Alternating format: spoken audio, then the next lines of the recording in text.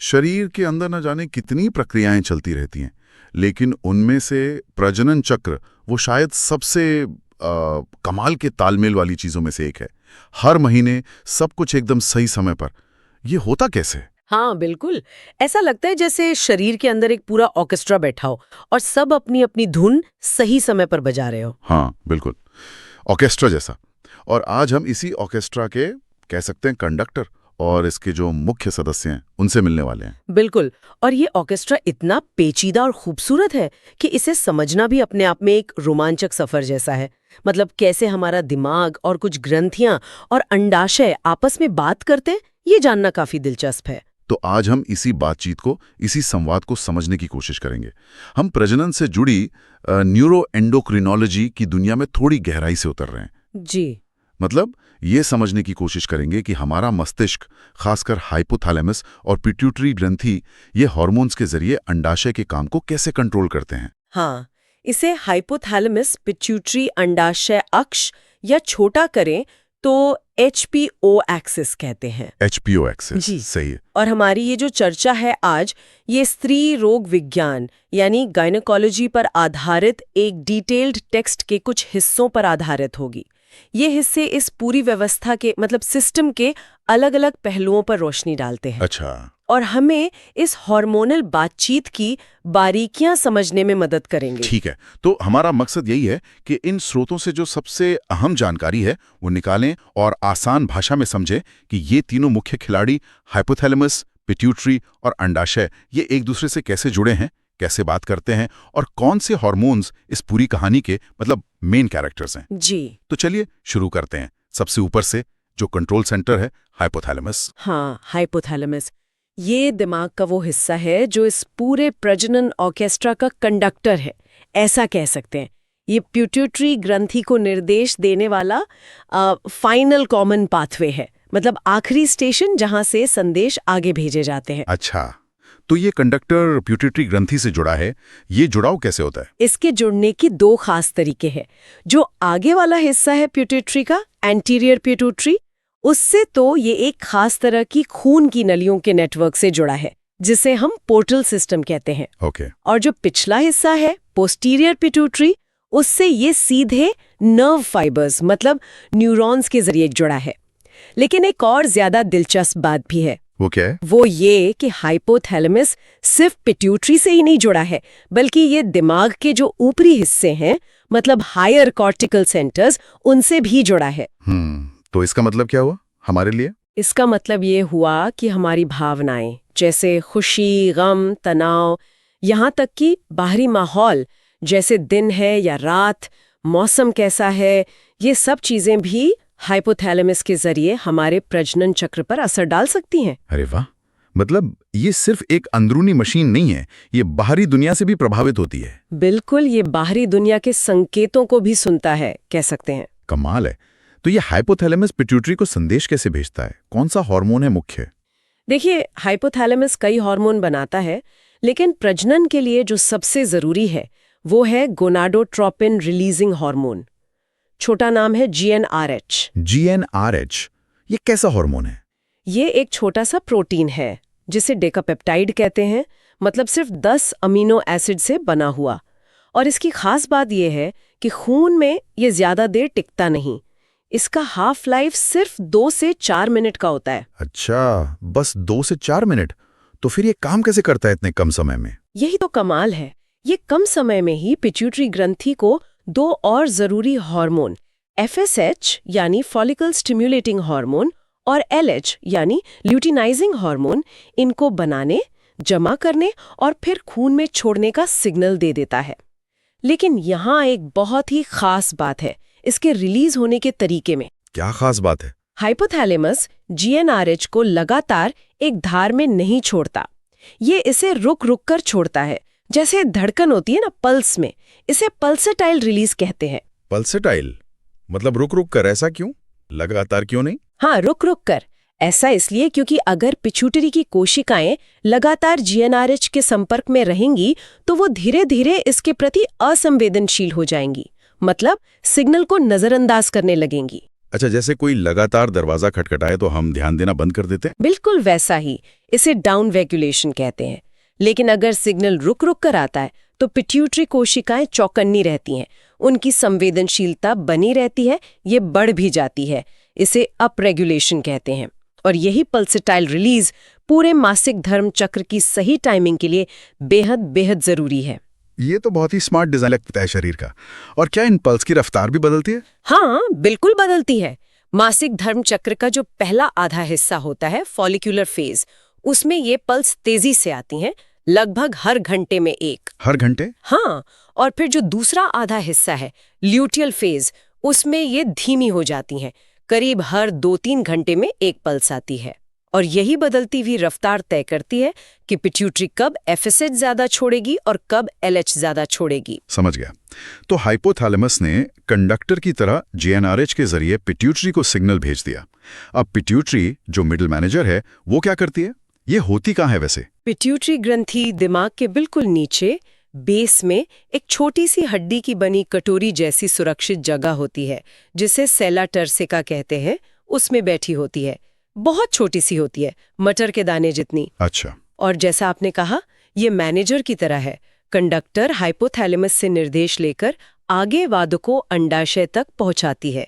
इसके मोटे तौर पर 2 भाग हैं, एक आगे वाला एंटीरियर पिट्यूटरी और एक पीछे वाला पोस्टीरियर पिट्यूटरी। और ये जो प्रजनन वाले हार्मोन है एफएसएच और एलएच, ये कहाँ से आते हैं? आगे वाले हिस्से से या पीछे वाले हिस्से से? ये दोनों हार्मोन एफएसएच और एलएच आगे वाले हिस्से यानी एंटीरियर पिट्यूटरी से निकलते हैं। वहाँ खास तरह की कोशिकाएं होती हैं, बेसोफिल्स, जो जीएनआरएच के पल्सेटाइल सिग्नल के जवाब में खुद भी एफएसएच और एलएच को पल्सेटाइल तरीके से ही रिलीज करती है। अच्छा, ये भी पल्सेटाइल? जी हाँ। और ये दोनों हार्मोन्स ग्लाइकोप्रोटीन कहलाते हैं, मतलब इनमें प्रोटीन और कुछ शुगर का हिस्सा जुड़ा होता है। और इनके स्ट्रक्चर में 2 हिस्से होते हैं, एक अल्फा सब यूनिट और एक बीटा सब यूनिट। अल्फा और बीटा सब यूनिट, इसमें क्या खास है? खास बात यह है कि जो अल्फा वाला हिस्सा है वो एफएसएच, एलएच और 1-2 और पिट्यूटरी हार्मोन्स जैसे थायराइड वाला टीएसएच, इन सब में बिल्कुल एक जैसा होता है, कॉमन होता है। लेकिन जो बीटा वाला हिस्सा है वो हर हार्मोन का अपना अलग यूनिक होता है, और यही बीटा हिस्सा उस हार्मोन को उसकी खास पहचान और उसका खास काम करने की क्षमता देता है। अच्छा, जैसे एक ही हैंडल वाली अलग अलग चाबियां हों। हाँ, कुछ वैसा ही समझ लीजिए। बीटा सब यूनिट ही तय करता है कि हार्मोन कौन सा ताला खोलेगा, मतलब शरीर में क्या काम करेगा। ठीक है, तो एफएसएच और एलएच ये दोनों अलग अलग हैं, इनके काम क्या हैं? ये अंडाशय में जाके क्या करते हैं? आप इन्हें ऐसे समझ सकते हैं जैसे अंडाशय में काम करने वाले 2 अलग अलग स्पेशलिस्ट कारीगर हों। एफएसएच का मुख्य काम है बढ़ाना या विकास कराना। इसे मॉर्फोजेनिक कहते हैं। मॉर्फोजेनिक? हाँ, मतलब आकार या रूप बनाने वाला। ये अंडाशय के अंदर जो छोटी छोटी थैलियां होती हैं ना, जिनमें अंडा पलता है, जिन्हें फॉलिकल्स कहते हैं। हाँ, फॉलिकल्स। एफएसएच उन फॉलिकल्स की बढ़त करवाता है, उन्हें बड़ा होने में, मैच्योर होने में मदद करता है और उन्हें नष्ट होने से भी बचाता है। ये समझिए कि ये एक माली है जो पौधों को पानी देकर बड़ा कर रहा है। ये वहाँ की ग्रैन्युलोसा कोशिकाओं की संख्या भी बढ़ाता है। अच्छा, ये हुआ एफएसएच का काम, फॉलिकल्स को बड़ा करना। और एलएच का काम क्या है? एलएच का मुख्य काम है हार्मोन बनवाना और फिर ओव्यूलेशन करवाना। इसे स्टीरॉइडोजेनिक कहते हैं। स्टीरॉइडोजेनिक? हाँ, यानी स्टीरॉइड हार्मोन बनवाने वाला। ये अंडाशय की कुछ खास कोशिकाएं होती हैं, थेका सेल्स, उनको पुरुष हार्मोन मतलब एंड्रोजन बनाने के लिए सिग्नल देता है। फिर ये दूसरी कोशिकाओं ग्रैन्युलोसा सेल्स उनको एक तरह से पकाकर या कहिए ल्यूटिनाइज करके प्रोजेस्टेरॉन हार्मोन बनवाने लगता है। और इसका सबसे बड़ा, सबसे नाटकीय काम होता है ओव्यूलेशन से ठीक पहले। उस समय एलएच का लेवल खून में अचानक बहुत तेजी से बढ़ता है, जिसे एलएच सर्ज कहते हैं। LH surge? हाँ, सुना है इसके बारे में। ये एलएच सर्ज ही वो फाइनल सिग्नल है जो अंडे को पूरी तरह से तैयार करके फॉलिकल की दीवार को तोड़कर बाहर निकलने यानी ओव्यूलेशन के लिए प्रेरित करता है। तो LH एक तरह से वो मैनेजर है जो फैक्ट्री में प्रोडक्शन शुरू करवाता है और फिर महीने का जो मुख्य इवेंट है ओव्यूलेशन वो करवाता है। ये कॉर्पस ल्यूटियम को बना ले और बनाए रखने में भी मदद करता है। समझ गया। तो हाइपोथैलेमस से GnRH आया, पिट्यूटरी से FSH और LH आए। अब ये दोनों कारीगर FSH और LH अंडाशय पहुंच गए। तो अब अंडाशय में क्या होता है? ये है हमारे ऑर्केस्ट्रा के मुख्य वादक, है ना? बिल्कुल सही। अंडाशय या ओवरीज ये इस ऑर्केस्ट्रा के सबसे महत्वपूर्ण सदस्य हैं। इनके असल में 2 मुख्य काम हैं। पहला, हर महीने एक पका हुआ अंडा रिलीज करना, जिससे हम ओव्यूलेशन कहते हैं। ठीक। और दूसरा, बहुत जरूरी महिला हार्मोन्स बनाना, जिसे स्टीरॉयडोजेनेसिस कहते हैं। तो ये एक तरह से हार्मोन बनाने वाली फैक्ट्री भी है और अंडे को पालने वाला घर भी। कौन कौन से हार्मोन बनते हैं यहाँ? मुख्य रूप से 3 तरह के स्टेरॉयड हार्मोन बनते हैं। पहला और सबसे खास है एस्ट्रोजन, जिसमें भी सबसे महत्वपूर्ण है एस्ट्राडियोल, जिसे E2 भी कहते हैं। Oestrogen, E2। दूसरा है प्रोजेस्टेरॉन और तीसरा थोड़ी मात्रा में एंड्रोजन यानी पुरुष हार्मोन भी बनते हैं। पुरुष हार्मोन भी अंडाशय में? हाँ, थोड़ी मात्रा में बनते हैं और वो जरूरी भी हैं क्योंकि वो ही आगे जाकर ईस्ट्रोजन में बदलते हैं। इनके अलावा कुछ और प्रोटीन हार्मोन भी बनते हैं जो इस पूरी बातचीत को मतलब फीडबैक सिस्टम को कंट्रोल करने में मदद करते हैं, जैसे इनहिबिन। अच्छा। तो पहले ईस्ट्रोजन की बात करते हैं। ये कैसे बनता है? आपने बताया था कि LH एंड्रोजन बनवाता है और FSH फॉलिकल्स को बढ़ाता है। ये दोनों मिलकर ईस्ट्रोजन कैसे बनाते हैं? यहीं पर एक बहुत ही दिलचस्प कॉन्सेप्ट आता है जिसे हम 2 सेल 2 गोनाडोट्रोफिन थियरी कहते हैं। 2 सेल 2 गोनाडोट्रोफिन। 2 कोशिकाएं 2 हार्मोन। हाँ, बिल्कुल। इसे समझिए कि ये एक टीम वर्क है जो चक्र के पहले हिस्से यानी फॉलिक्यूलर फेज में होता है। होता क्या है, 1 पिट्यूटरी से जो LH आया वो अंडाशय की एक तरह की कोशिका थीका सेल उसको सिग्नल देता है कि एंड्रोजन बनाओ। 2 ये एंड्रोजन फिर बगल वाली दूसरी तरह की कोशिका ग्रैन्युलोसा सेल में चला जाता है।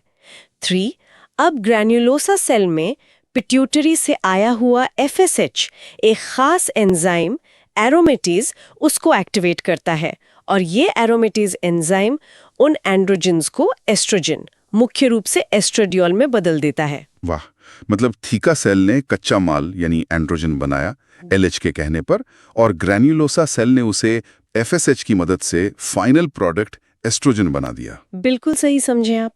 इसीलिए कहते हैं 2 सेल थीका और ग्रैन्युलोसा और 2 गोनाडोट्रोपिन LH और FSH दोनों का साथ काम करना जरूरी है एस्ट्रोजन बनने के लिए। ये तो वाकई कमाल का टीम वर्क है। अच्छा, और प्रोजेस्टेरोन कब और कैसे बनता है? प्रोजेस्टेरोन का मुख्य प्रोडक्शन होता है ओव्यूलेशन के बाद, यानी चक्र के दूसरे हिस्से में लूटियल फेज में। ओव्यूलेशन के बाद? हाँ, जब LH सर्ज होता है और अंडा फॉलिकल से बाहर निकल जाता है तो जो फॉलिकल की बची हुई कोशिकाएं होती हैं वो बदल जाती हैं और एक नई पीली सी संरचना बनाती हैं जिसे कॉर्पस ल्यूटियम कहते हैं। Corpus luteum? जी। अब यही कॉर्पस ल्यूटियम, खासकर इसकी लूटिनाइज्ड ग्रेन्युलोसा कोशिकाएं LH के सिग्नल पर भारी मात्रा में प्रोजेस्टेरॉन बनाने लगती हैं। इस दौरान एस्ट्रोजन भी बनता रहता है कॉर्पस ल्यूटियम से, लेकिन अब स्टेज का हीरो प्रोजेस्टेरॉन होता है। ठीक है, तो एस्ट्रोजन और प्रोजेस्टेरॉन दोनों अंडाशय बना रहे हैं। इनके मुख्य काम क्या हैं शरीर में? एस्ट्रोजन क्या करता है? एस्ट्रोजन को आप एक तरह से ग्रोथ या विकास वाला हार्मोन मान सकती हैं। ये महिलाओं में जो सेकेंडरी सेक्सुअल कैरेक्टर्स होते हैं, जैसे स्तनों का विकास, वो करवाता है। प्रजनन अंगों जैसे गर्भाशय, यूटेरस, योनि, वजाइना, इनकी ग्रोथ और फंक्शन के लिए जरूरी है। जैसे ये गर्भाशय की जो अंदरूनी परत होती है एंडोमेट्रियम, उसको मोटा करता है, तैयार करता है। योनि की परत को भी स्वस्थ रखता है। यह हड्डियों को मजबूत बनाए रखने में मदद करता है और दिल की सेहत के लिए भी अच्छा माना जाता है। हाँ, और ये गर्भाशय ग्रीवा से निकलने वाले म्यूकस को पतला और ज्यादा पानी जैसा बनाता है ताकि शुक्राणु आसानी से अंदर जा सके। अच्छा, और प्रोजेस्टेरॉन, उसे आपने प्रेगनेंसी हार्मोन जैसा कहा था? हाँ, बिल्कुल। प्रोजेस्टेरॉन का मुख्य काम होता है गर्भाशय को एक संभावित गर्भावस्था के लिए तैयार करना और उसे बनाए रखना। ये एस्ट्रोजन ने जो एंडोमेट्रियम की परत मोटी की थी उसको और बदलता है, उसे सेक्रेटरी बनाता है। सेक्रेटरी मतलब वो ऐसी बन जाती है कि उसमें पोषण वाले पदार्थ जमा हो जाएं, ताकि अगर अंडा फर्टिलाइज होकर भ्रूण बनता है तो वो आसानी से उस परत में चिपक सके, इम्प्लांट हो सके और उसे वहां पोषण मिल सके। समझ गया। प्रेगनेंसी के लिए तैयारी। कंट्रैक्शन कम करता है ताकि प्रेगनेंसी खतरे में ना पड़े, और ये सर्विक्स के म्यूकस को गाढ़ा और चिपचिपा बना देता है। एक तरह से प्रेगनेंसी को बाहरी संक्रमण से बचाने के लिए प्लग जैसा बना देता है। अच्छा, एक बात और, मैंने सुना है कि ओव्यूलेशन के बाद शरीर का तापमान जो सुबह उठते ही नापते हैं वो थोड़ा बढ़ जाता है। क्या इसका प्रोजेस्टेरॉन से कोई कनेक्शन है? बिल्कुल है। प्रोजेस्टेरॉन का एक और असर ये भी होता है कि ये शरीर के बेसल बॉडी टेम्परेचर बीबीटी को थोड़ा सा, करीब आधा डिग्री सेल्सियस या 1 डिग्री फ़ारेनहाइट तक बढ़ा देता है। अच्छा। हाँ, ये थर्मोजेनिक इफेक्ट कहलाता है। इसीलिए ओव्यूलेशन होने के ठीक बाद बीबीटी में ये बढ़ोतरी दर्ज की जाती है। हाँ। और कुछ लोग इसे ओव्यूलेशन हुआ है या नहीं ये ट्रैक करने के लिए इस्तेमाल भी करते हैं। इंटरेस्टिंग है। आपने इनहिबिन और एंड्रोजन का भी जिक्र किया था शुरू में। वो क्या करते हैं संक्षिप्त में? हाँ, तो एंड्रोजन जो अंडाशय में बनते हैं वो एस्ट्रोजन बनाने के लिए तो जरूरी है ही, साथ ही थोड़ी मात्रा में ये महिलाओं में कामेच्छा यानी लिबिडो और ऊर्जा के स्तर को भी प्रभावित कर सकते हैं। और इनहिबिन ये एक प्रोटीन हार्मोन है जो ग्रैन्युलोसा कोशिकाएं बनाती हैं, खासकर जब FSH उन्हें उत्तेजित करता है। इसका काम है वापस पिट्यूटरी को सिग्नल भेजना कि बस अब और FSH मत भेजो। ये एक तरह का नेगेटिव फीडबैक सिग्नल है जो FSH के प्रोडक्शन को कंट्रोल करता है। ओके, और एक और नाम सुना है आजकल, AMH। हाँ, AMH यानी एंटी मलेरियन हार्मोन। ये भी अंडाशय में जो छोटे बढ़ते हुए फॉलिकल्स होते हैं उनकी ग्रैन्युलोसा कोशिकाएं बनाती हैं। खून में इसका लेवल एक अंदाजा देता है कि अंडाशय में कितने छोटे फॉलिकल्स मौजूद हैं जो भविष्य में विकसित हो सकते हैं। इसीलिए इसे ओवेरियन रिजर्व यानी अंडाशय की बची हुई क्षमता का एक मार्कर माना जाता है। बहुत जानकारी पूर्ण।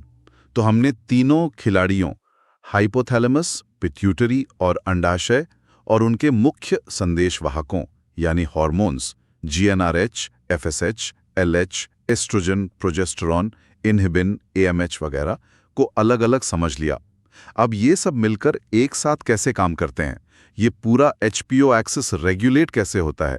ये तालमेल बनता कैसे है? ये पूरा सिस्टम एक बहुत ही शानदार और सटीक फीडबैक लूप पर चलता है। आप इसे घर के AC या हीटर के थर्मोस्टैट की तरह समझ सकती हैं। थर्मोस्टैट कैसे? देखिए, इसमें कई तरह के फीडबैक काम करते हैं। लंबा फीडबैक, लॉन्ग फीडबैक। अंडाशय से जो हार्मोन निकलते हैं, खासकर ईस्ट्रोजन और प्रोजेस्टेरॉन और इनहिबिन भी, वो खून के जरिए वापस ऊपर जाते हैं हाइपोथैलेमस और पिट्यूटरी तक। और ज्यादातर समय ये सिग्नल नेगेटिव होता है। मतलब ये कहते हैं कि नीचे हार्मोन का लेवल ठीक ठाक है, अब आप ऊपर से GnRH, FSH, LH का प्रोडक्शन कम करो। जैसे कमरा ठंडा हो गया तो AC बंद हो जाता है। ठीक है, नेगेटिव फीडबैक। सकारात्मक फीडबैक मिलता रहता है। लेकिन महीने में एक खास समय आता है, ओव्यूलेशन से ठीक पहले, जब एस्ट्रोजन का लेवल बढ़ते बढ़ते एक खास स्तर को पार कर जाता है और कुछ समय तक ऊंचा बना रहता है, तो ये अचानक नेगेटिव की बजाय पॉजिटिव सिग्नल भेजने लगता है। पॉजिटिव मतलब उल्टा? हाँ, ये हाइपोथैलेमस और पिट्यूटरी को कहता है, अरे और जोर लगाओ, अब LH सर्ज का समय है। ये एक तरह का ट्रिगर है जो LH के उस बड़े उछाल को संभव बनाता है जिसके बिना ओव्यूलेशन नहीं हो सकता। ये बहुत ही अनोखा और जरूरी इवेंट है। ये तो बहुत खास बात है। जी। और फिर छोटे फीडबैक्स। इनके अलावा पिट्यूटरी से निकलने वाले FSH और LH भी वापस हाइपोथैलेमस पर थोड़ा असर डालते हैं। ये शॉर्ट फीडबैक है। और हाइपोथैलेमस से निकलने वाला GnRH खुद भी अपने रिलीज को थोड़ा कंट्रोल करता है। ये अल्ट्रा शॉर्ट फीडबैक है। ये सब मिलकर इस पूरे सिस्टम को बहुत बारीक तरीके से फाइन ट्यून करते हैं। तो ये long short, ultra short, positive, negative, बाप रे, कितना जटिल नेटवर्क है ये। और क्या ये सिस्टम हमेशा एक जैसा काम करता है, मतलब पूरी जिंदगी, या इसमें बदलाव भी आते हैं? नहीं, ये हमेशा एक जैसा नहीं रहता। ये बहुत डायनामिक है। और जिंदगी के अलग अलग पड़ावों पर बदलता रहता है। जैसे बचपन में प्यूबर्टी से पहले ये HPO एक्सेस काफी हद तक शांत या सुस्त रहता है। फिर यौवन यानी प्यूबर्टी में हाइपोथैलेमस धीरे धीरे एस्ट्रोजन के नेगेटिव फीडबैक के प्रति कम संवेदनशील होने लगता है। वो अब कम एस्ट्रोजन पर भी GnRH रिलीज करने लगता है, और वो भी ज्यादा पल्सटाइल तरीके से। इससे FSH और LH निकलने लगते हैं, अंडाशय जाग जाते हैं, हार्मोन बनाना शुरू करते हैं, और पहला मासिक धर्म यानी मेनार्की होता है। अच्छा, तो सेंसिटिविटी बदल जाती है। हाँ, फिर गर्भावस्था के दौरान या जब कोई गर्भ निरोधक गोलियां लेता है तो खून में एस्ट्रोजन और प्रोजेस्टेरॉन का लेवल बहुत ज्यादा होता है। ये इतना ज्यादा नेगेटिव फीडबैक भेजता है कि हाइपोथैलेमस और पिट्यूटरी दब जाते हैं, FSH LH नहीं निकलते और ओव्यूलेशन रुक जाता है। ठीक। डिलीवरी के बाद पोस्टपार्टम, खासकर अगर मां स्तनपान करा रही है, तो प्रोलैक्टिन नाम का हार्मोन ज्यादा बनता है। ये प्रोलैक्टिन भी GnRH की रिलीज को दबा सकता है, जिसकी वजह से अक्सर कुछ महीनों तक पीरियड्स नहीं आते।